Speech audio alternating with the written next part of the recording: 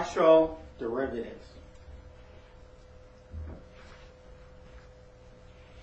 Given that f of xy is x times y, we want to find f sub x. That means the partial derivative of f with respect to x. In another type of notation, it would be df dx, but strange d. Delta f over delta x. Only x is a variable. Any other letter is a constant. Y is a constant. You might think of it as y times x. The derivative of a constant times x is just a constant. If you wanted to find f sub y, that is df dy, we'll think of it like this. Y is the variable. It's a constant times y. The derivative is just a constant. Don't have to do the product rule. Now when one of the factors is a constant,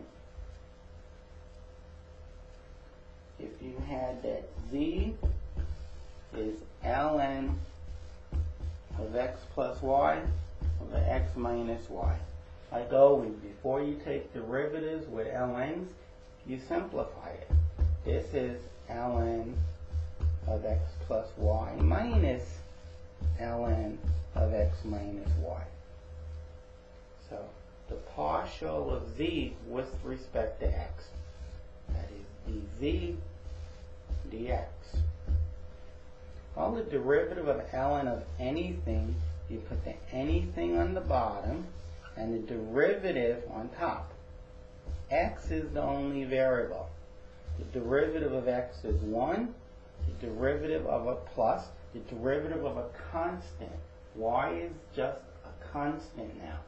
The derivative of a constant is 0. 1 plus 0 is 0. Minus the derivative of ln of that.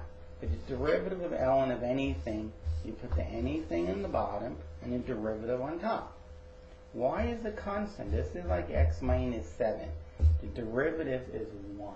And there's the answer. You want to get common denominators, we can do that. It'll be this denominator times that one, which happens to be x squared minus y squared. So we have to multiply top and bottom here by x minus y. 1 times x minus y is x minus y minus, and over here we have to multiply top and bottom by x plus y. And of course x, take away x is 0, but negative y minus the positive y is minus 2y. And there is one way of writing the answer. If we wanted z sub y, it wasn't called f the function, it was called z. dz dy. Again, I would take it from here. The derivative of ln of anything, you put the anything on the bottom, and with respect to y, this derivative is 1 minus the derivative of ln of something. You put the something on the bottom, and the derivative on top, which would be negative 1. So it becomes plus 1. And you can clean it up like we did before. I take it we'll get 2x over x squared minus y squared. That's the partial of z with respect to y. You're taking the partial with respect to x. The other variables are constants.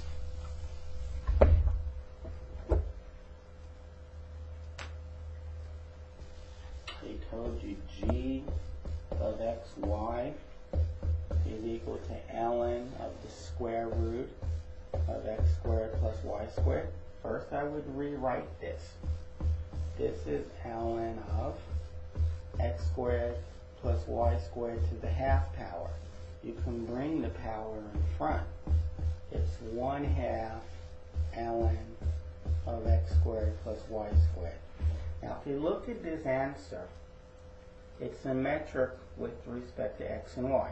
That is, if I interchanged x and y, will it still be equal? If I interchanged x and y, will they be equal? The answer is yes. So we're going to have a symmetry. We'll talk about that in a moment. Partial with respect to g with respect to x. That is g sub x. Here's a constant. It stays there. Times the derivative of this. The derivative of ln of anything. Well, let me do it from here. The derivative of ln of anything, you put the anything in the bottom and the derivative on top. Y is a constant. The derivative of x squared is 2x plus the derivative of a constant is 0. So there it is. The 2's happen to cancel. You get 1 times x over x squared plus y squared. Now, g sub y, partial g over partial x, partial y, excuse me. Well, we talked about how it's symmetrical. The only difference is that x is now y. So we interchange x and y. We get y over y squared plus x squared. Of course, if you wrote this, you wouldn't be wrong. We can work it out the long way, but we're going to get the same answer. The derivative, so here's the half times the derivative of this. Or we can still look here. Let's not even look there. It's a half times the derivative of that. The derivative of ln of anything, you put the anything in the bottom and the derivative on top with respect to y. X squared is a constant. The derivative is 0 plus the derivative of y squared is 2y. The 2's cancel. You get y over x squared plus y squared. Just like we said we would get. We said that. If it's symmetrical between x and y, then their partials are going to be symmetrical.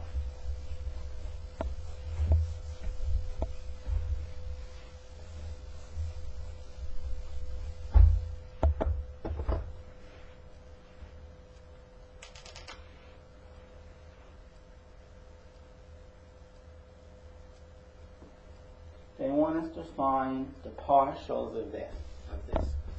F of x, y is equal to the integral from x to y of 2t plus 1 dt plus the integral from y to x of 2t plus 1 dt. Now, you could evaluate each of these integrals, then add them up, and then take the partial with x, and then take the partial with respect to y. But what I would do if this were my problem is the following. dt from x to y. If I change the sign,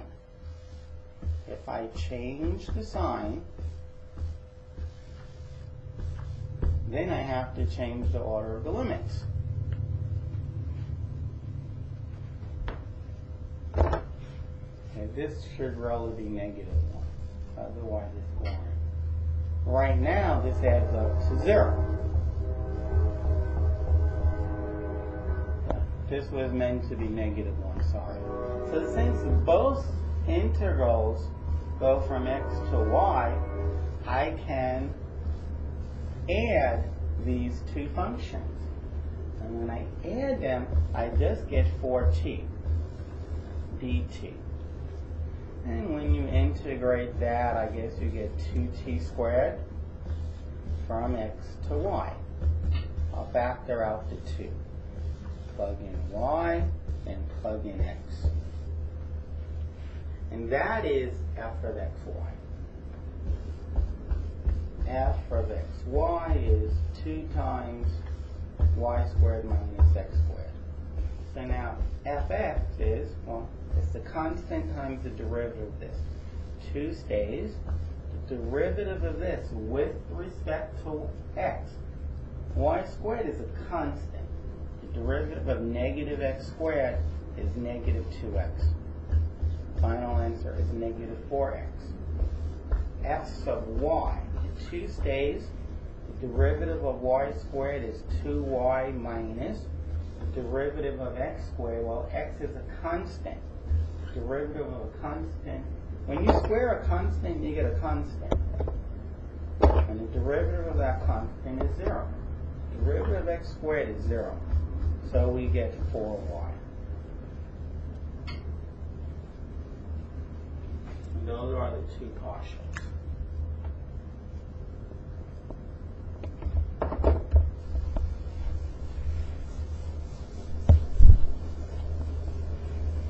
Solving both of those integrals and then adding them up, it would have been a lot bigger of a hassle than combining them right away.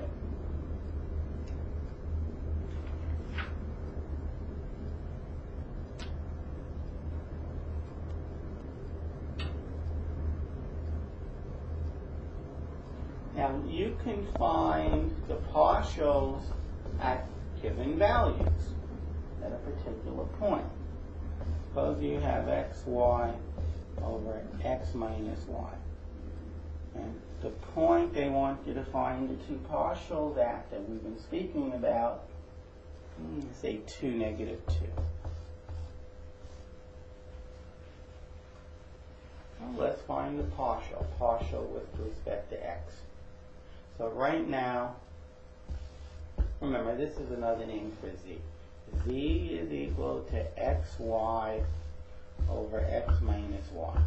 Generally, you put constants in front of x. You don't say x times 3, but rather you say 3 times x.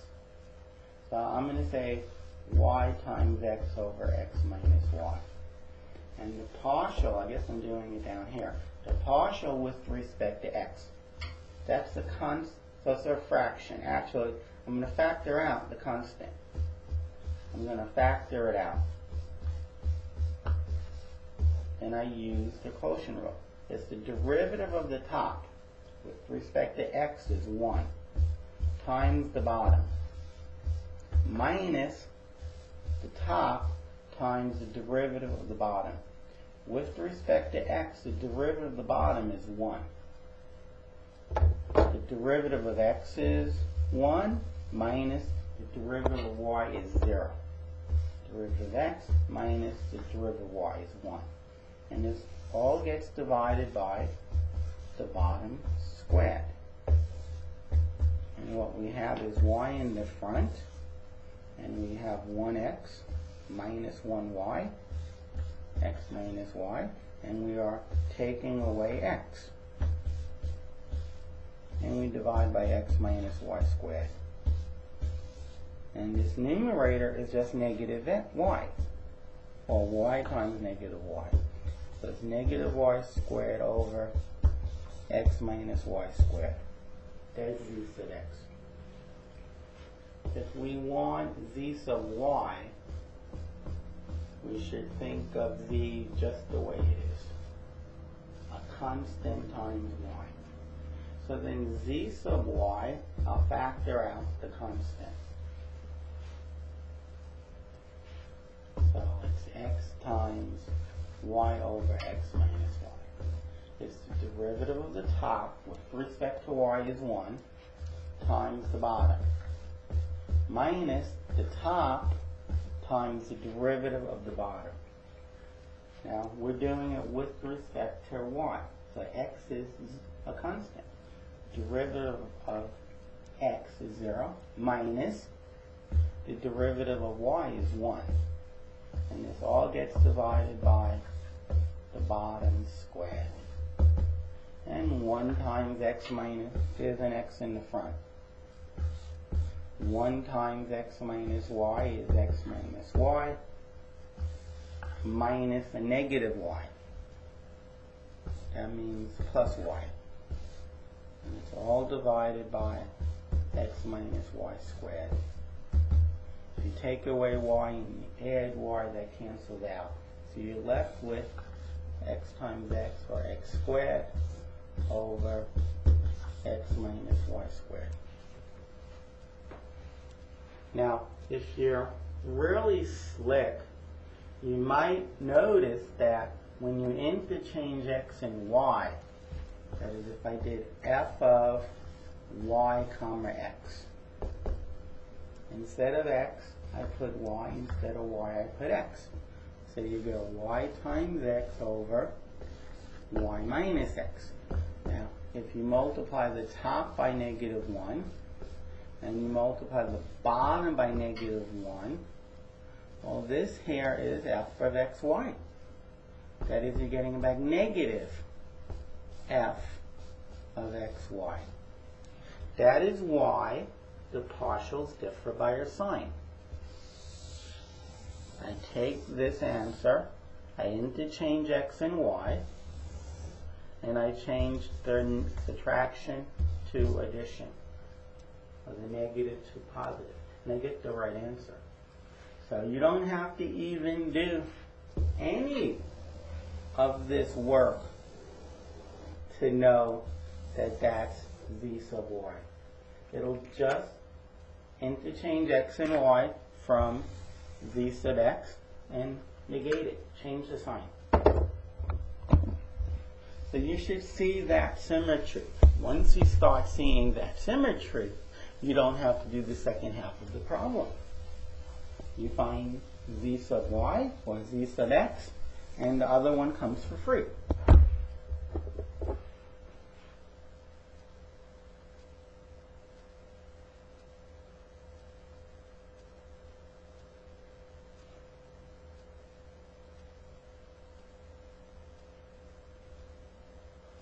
And now let's talk about a partial over partial. If you have the partial of, if you have, okay, say this correctly, the partial of f with respect to x, this is denoted by fx. If you want to take a partial of this, if you want to take the partial of this with respect to y,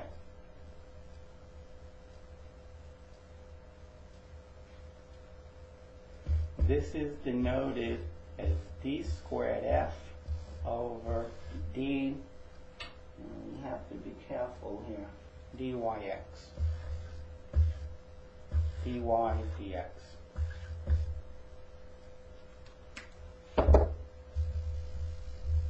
This is just definitions. There's nothing to understand here. If somebody asks you to do this, to find that, well, first you find the partial with f, with x, and then that answer, whatever you get for the partial with respect to x, then you take the partial of that with respect to y. And to make it even more confusing, not all books are going to use the same notation that I'm about to write now. Some books will call this fxy. Some other books will call it fyx. Okay? I put quotations around, I mean, it's either or. It's book dependent. Which of those equal signs are correct is book dependent. Okay? I'm going to say it a third time, if not a 20th time. It's book dependent. I am going to use this one. Okay? Now, if your book calls this or that, because those two are equal, if they call it this, every time I write fxy, you should think fyx. Every time I write f sub yx, you should think f of xy. I'm not going to do every problem twice depending upon which book you use. Okay. So we have that definition. D squared f divided by dy dx. This is defined to be the partial with respect to y of df dx, which is f sub xy. So we read it left to right. That is, first we find the partial with x, and then we find the partial of that with respect to y. Okay. That's a lot to have said. I understand that. Especially if you're using a book that has it in opposite order. The first thing you should do is go and look at your textbook to see how it's defined. I'm not a mind reader. I can't tell you how your book defined it. What I can say is not all books define it the way I just did. Half do, half don't.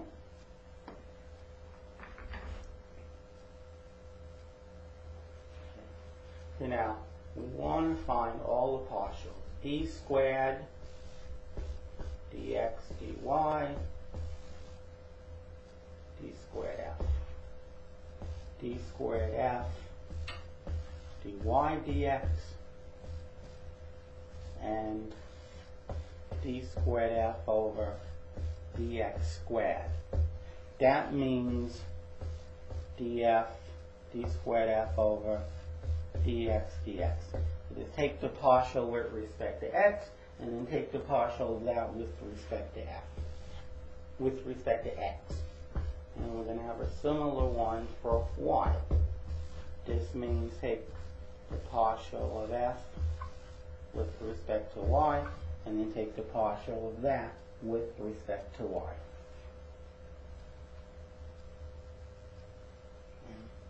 Suppose they tell you z, or f of xy. Z is x squared minus 2xy plus 3y squared. So you do z sub x, which is 2x. That's the constant. Y is the constant. It's minus 2y times x. Derivative is 2y. And this is a constant, so its derivative is 0. So now that we have z sub x, we can find z sub xy. That is, take the partial of this with respect to y. 2x is a constant. Its derivative is 0. Minus the derivative of 2y. Y is the variable. The derivative is negative 2. Okay? Now, I can find zxx. First find zx, which we have right there.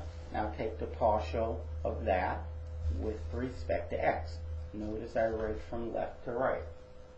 First I do partial of x, then I do partial of that with x. And the derivative of 2x in terms of x is 2, minus 2y is a constant. The derivative is 0. 2 minus 0 is 2. Okay. Now, let me find z sub y. Of course, I look at z. X squared, the constant. The derivative is 0. Minus 2x, which is a constant, times y. The derivative of 2x times y with respect to y is that 2x. Plus the derivative of 3y squared, 6y. So that's zy. But that isn't one of the ones they asked us. We can find zyx First I do zy, which is right above me. I partial that with x. The derivative of negative 2x is negative 2. The derivative of 6y, well, we're doing it with respect to x, so y is a constant. 6 times y is a constant. The derivative is 0. So we now have this one. Z sub y, and then partial it again with y. Well, then negative 2x is a constant, plus the derivative of 6y is 6. Those are the answers. Remember, z sub xy is d squared z dy dx. When somebody asks you to do this, you actually do it in reverse order. You go from left to right. That is, first you partial with respect to x, then you take the partial of that with respect to y. That's always true. I've never seen a textbook say that that's not true. I've seen textbooks say how I just defined that. Another notation is z sub yx. That would mean you go from right to left. First you partial with x, then you partial with y.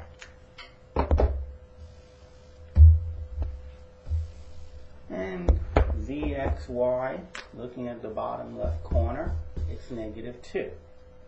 Now, the partial of z with respect to dx dy, this would be, I'll read it backwards, y and then x. And we did that one, and we got negative 2. And the last two. This one is zxx, which is 2, and zyy is the number 6. So I found all 4 of these. These two I wrote below. I wrote one of them right here, and I wrote the other one right above it. The first two, let me be sure of that ordering here. The first two, they are called mixed partials because we're mixing the partials of x and y. But the next two, x and x, y and y, they're not mixed. X and x, same letter. Y and y, the same letter. But x and y, they're different letters. We're mixing them. So they call them mixed partials. Sometimes the mixed partials are in fact equal. This and this, they're equal. They both equal negative 2. They both equal negative 2. Notice that zx and zy were not equal. But the mixed ones were. Many times the mixed partials will equal one another.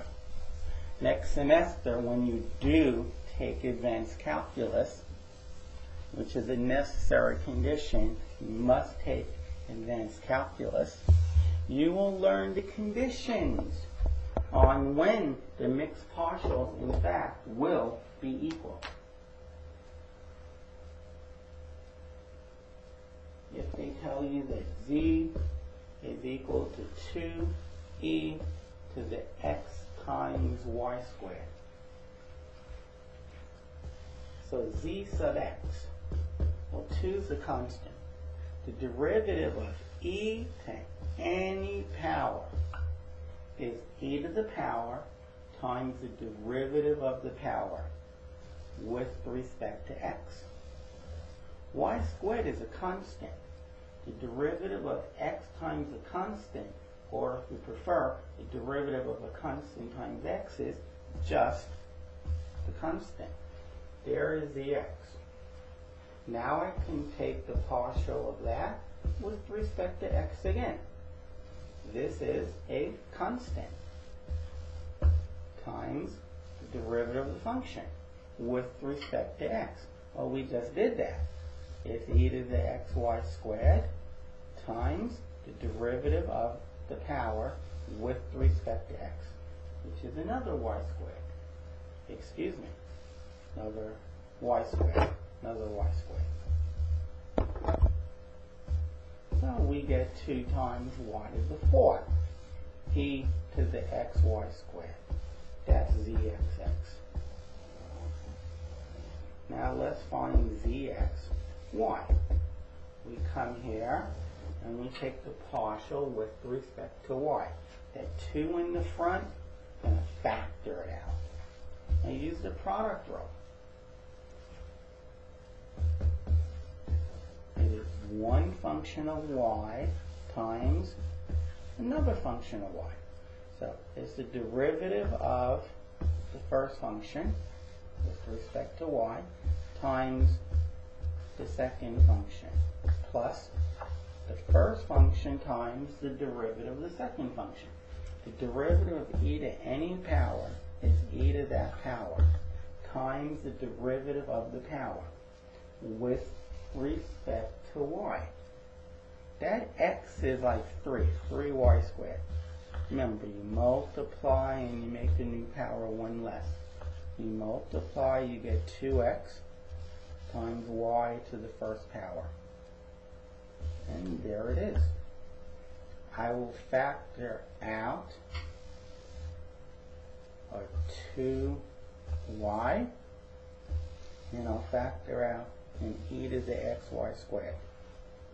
And I multiply 2 by the 2y, I get 4y times e to the xy squared. And since I factored out everything here, I have 1 plus y squared times x, or xy squared. And there's your second partial. It's a mixed partial.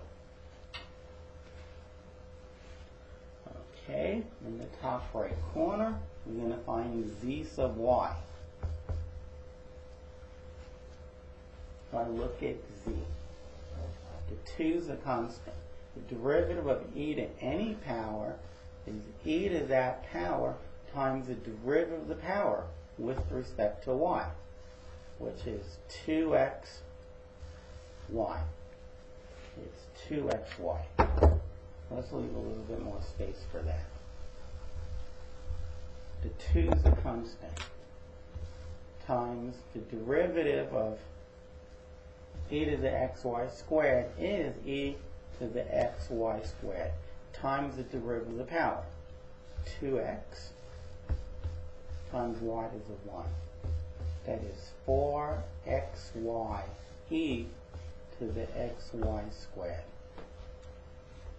That is z sub y.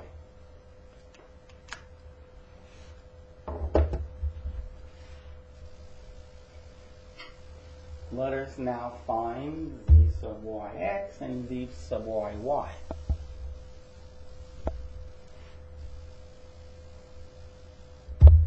Both of which are going to be your headaches.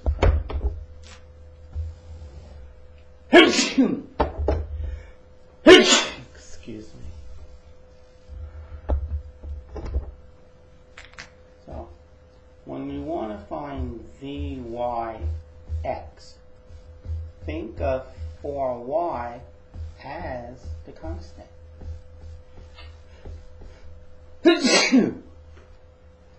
So 4y is just a constant. But I do have times the product. I use the product rule with respect to x.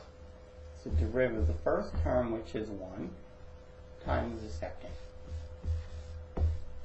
plus the first, which is x, times the derivative of the second with respect to x. Derivative of e to any power is e to that power, times the derivative of the power, y squared, a constant, times x. The derivative is just a constant. So we have the 4y. I'm going to factor out e to the xy squared. And right in underline was 1 plus xy squared.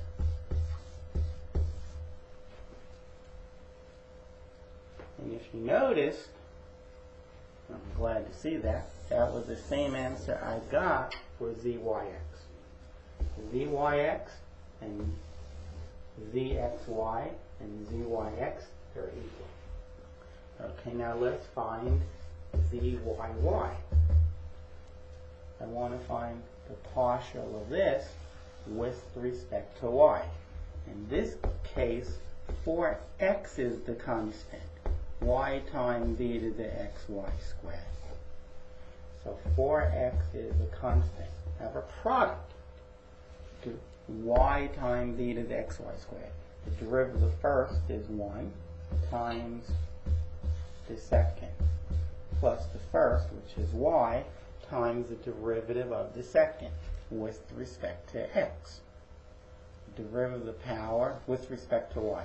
The derivative of the power is 2xy times e to the y squared.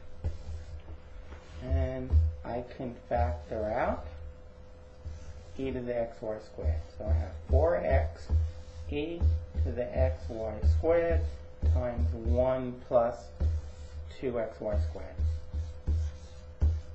And that's zyy. And zxx and zyy, there's no reason for them to be similar or equal. Now, they will be similar if z was symmetric in x and y. If z was equal to 2e to the x cubed y cubed. Now, if you interchange x and y, you get the same answer. So zx, which will be a function of xy, this will equal zy, so long as you interchange x and y. They'll be equal to one another. Just interchange x and y. And zxx will be a function of xy, and zyy will also be a function of xy.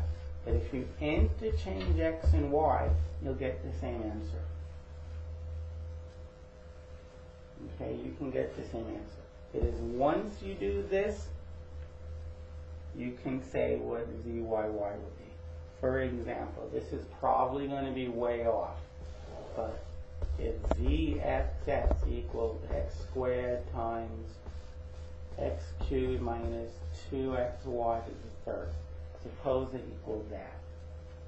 Well then, since the function, the original function, was symmetric in terms with respect to x and y, so that you interchange them, then the zyy would be y squared times y cubed minus 2y x cubed.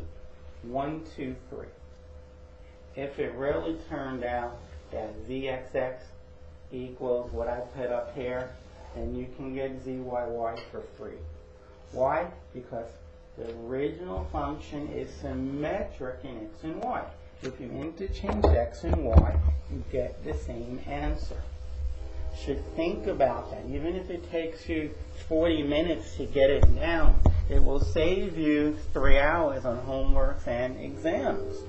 It's a good investment to understand what I just said.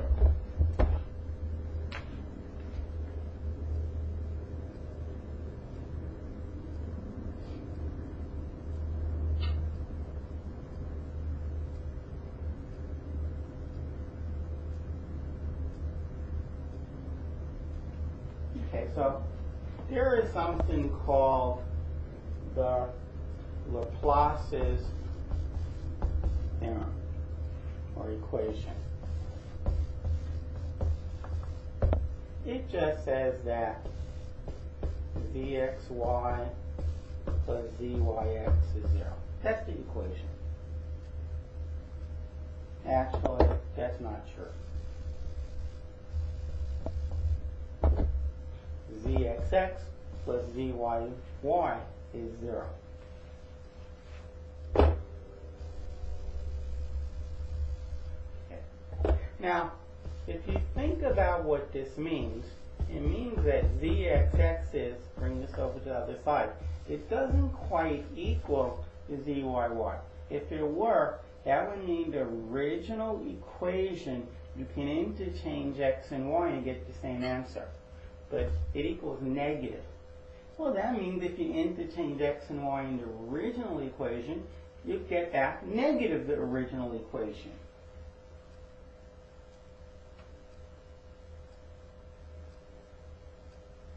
That's not true for the first example. Well, that's one way that it would work. ZXY. What happens is if they both become 0, they don't have to be symmetric. For example, Z sub x. Think of it as 5y times x. A constant times x. The derivative is just a constant. And now, if you take their partial of that with respect to x, that's a constant. The derivative is 0. Now, Z sub y, think of it as a constant times y. The partial will be 5x. But, okay, and now the partial of that with respect to x, that's the constant. So the partial will be 0. And yes, it did satisfy the equation. Zxx plus zyy, which is 0 plus 0, equals 0. Okay, if they both vanish to 0, they don't have to be symmetrical. They both vanish to 0. They don't have to be. It didn't have to be that z of xy is equal to negative z of xy. Okay, that implication is not true. However, if the right side is true, that will imply that. And of course, I meant to interchange x and y. If you do have this, then I guarantee you have that. But here was an example where we didn't have this, but yet we still had that. Because of properties of 0. 0 equals 0 and 0 equals negative 0. How about z is equal to e to the x times the sine of y?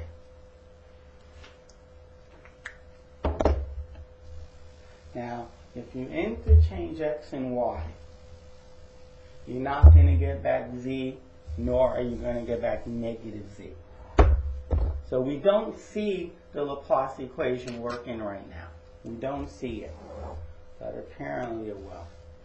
Ex. This is a constant. The derivative of a constant times a function is the constant times the derivative function. But the derivative of e to the x is e to the x. Okay? Let's take the partial again. You have a constant times the function. The derivative will be the constant times the derivative function. Each time we get back z.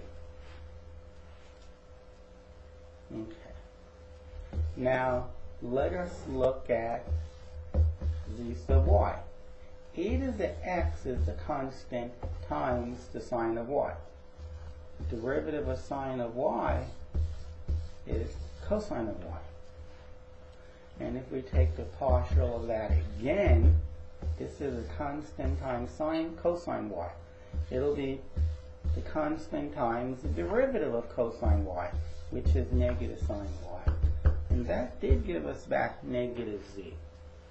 And when I add them, I'm going to get 0. When you add this and this, you get 0. So it satisfies the Laplace's equation. Now, let me do one that kind of illustrates what I wanted to, what I've been saying. Suppose f of xy is equal to x cubed minus y cubed. Now, if you were to interchange x and y, you would get y cubed minus x cubed. If I factored out a negative sign, that would be negative x cubed y cubed. Negative this, which is f of xy. And now their partials, the double partials will have symmetry. You do f of x, you get 3x squared minus 0. If you do fx, take the partial this with x, you get 6x. Now, if I play the same, then now I claim that fyy would be negate this and interchange x and y. It will be negative 6y. See if I'm right. Fy. That's the constant. The derivative is 0. The derivative of negative y cubed is negative 3y squared. If I take the partial of that with respect to y, and negative 6y. Exactly what I said I would get. Okay. So I learned today that there's other times where the sum of fxx and fyy can be 0. I learned that there's other times when this will be 0. Other times where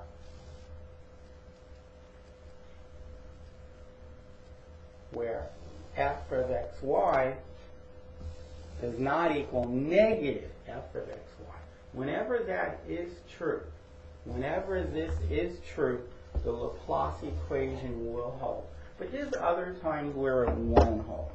Okay, that completes this section, partial derivatives.